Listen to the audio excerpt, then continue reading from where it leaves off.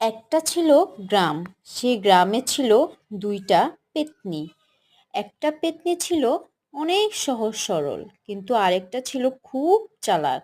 মানুষের থেকে কিভাবে খেতে হয় জানে। বলছিল যে ওরা নাকি অনেক দিন ধরেই মাছ খেতে পায় না।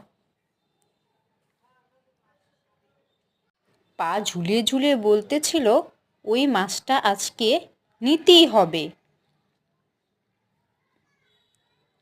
বলছিল, এই ছেলে, মাছগুলো আমাকে দিয়ে যা। ছেলে বলছিল, তোমরা কে?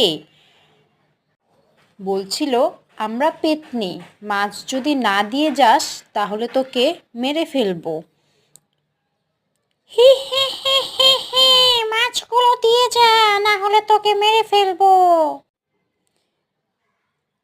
আমাকে মেরো না।